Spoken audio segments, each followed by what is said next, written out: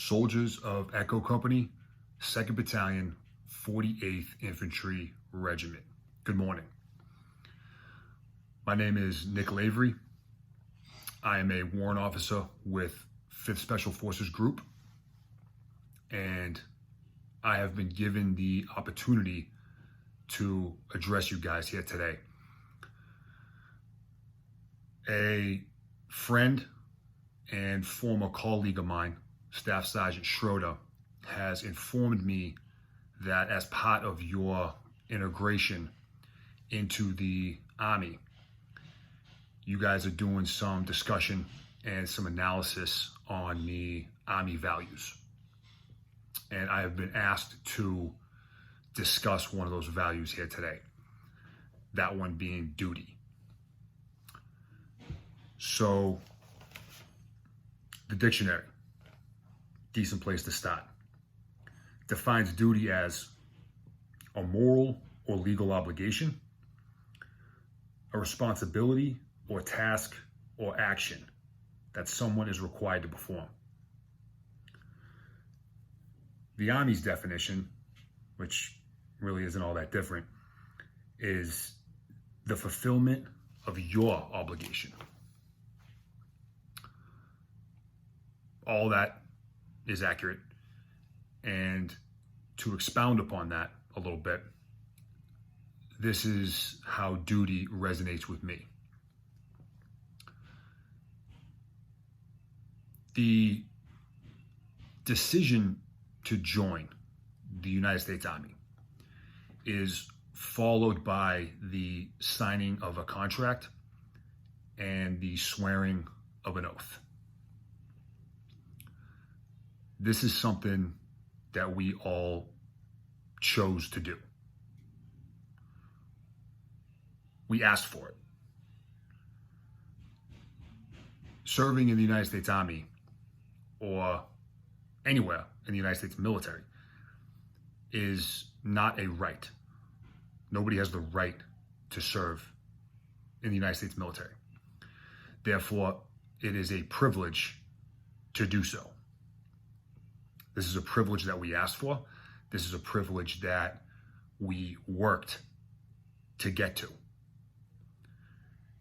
And with that privilege comes responsibility. With that privilege comes obligation. With that privilege comes duty. Now, Staff Sergeant Schroeder may decide to give you guys a little bit more background, but all you really need to know to give this a little bit of context is on my second combat rotation to Afghanistan in 2012, going into 2013, my team and I had a rough day at the office. For me, it could have been a lot worse. Several of my friends on that trip paid the ultimate sacrifice, and many, many more were also severely injured. So I am fortunate to have only lost my right leg. I spent a year at Walter Reed going through surgeries, and my initial recovery learned how to live life as an amputee, learned how to live life on a prosthetic.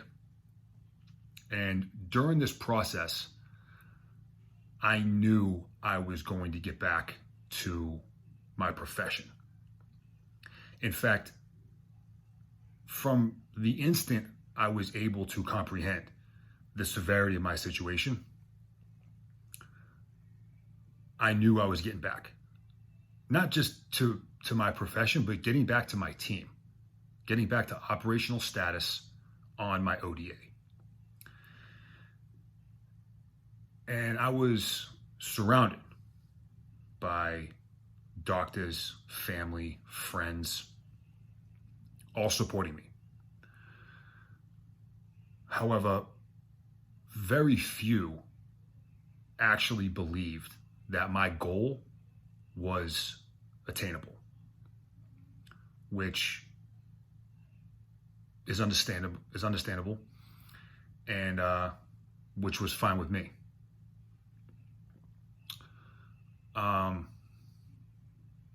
Initially, I was fueled by personal desire. Nobody was going to dictate my future other than me, and I was willing to destroy anyone or anything that stood in my way. I was fueled by anger. I was fueled by stubbornness. I was fueled by competitiveness. It was me against the world, and I was going to prove everybody wrong, and I was going to prove myself right. And this mindset got me through a lot of difficult challenges and obstacles that I had to work through.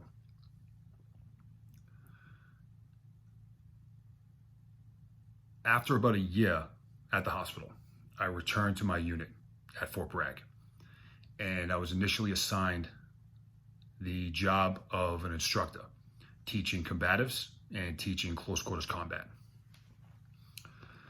I was offered a full military medical retirement. In fact, I was constantly being persuaded to do this. I was being told things like, the Army is not going to retain an above-the-knee amputee. I was told that even if by some chance they do, I was not going to be able to do the same job. I would have to reclass to a different MOS. And I was also told things like, you've done your part. You've done enough. It is time for you to move aside and let the next group of guys and gals do the work. I didn't see it that way. And yes, I had, and I still do have, a personal desire to do the job because I love what I do. But what became a much more impactful driving force was the obligation that I felt towards my family, my teammates, my unit, and the people of this nation. This is where my mindset began to shift. And I was no longer predominantly motivated by my own personal goals or my own personal desire to just continue to do the job. I was driven and motivated by my sense of duty to them.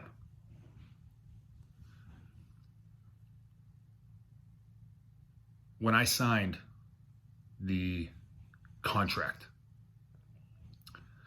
that you have all just recently done yourselves, when I pledged that oath, I agreed to something.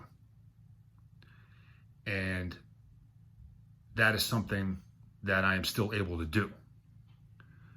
Therefore, as far as I'm concerned, I still have an obligation to uphold my end of that bargain because I can, right? I can, so I must. Period.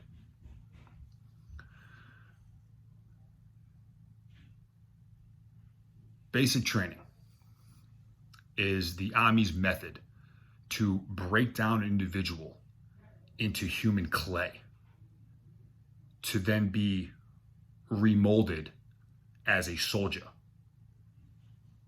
and then merged into a unit. And the emphasis of this transformation is the belief that we are stronger together. We are stronger together than we are apart. For For 10 weeks, you guys are going to experience this process.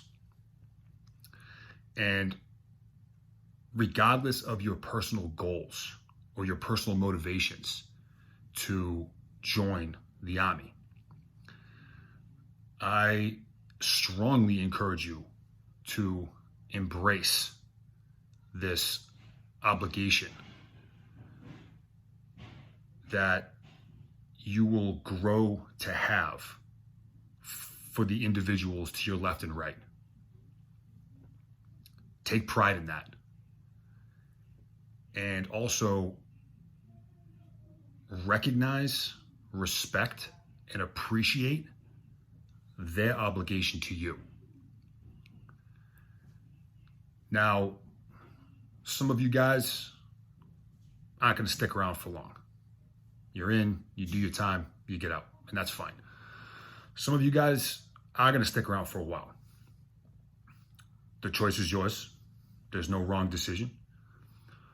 For those of you that choose to remain in this profession for a while, you're going to come to realize something. And that is,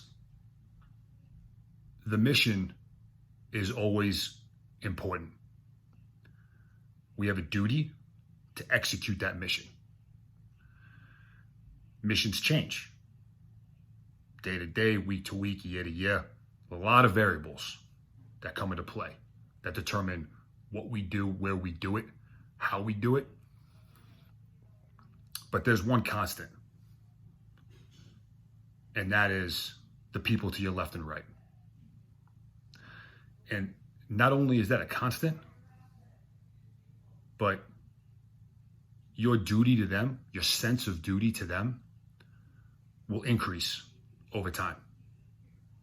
Because no matter where you're going, who you're fighting, who you're working with, as all those variables change, the people to your left and right are always there. Enjoy that sense of camaraderie that you will begin to build as of right now. Respect that duty,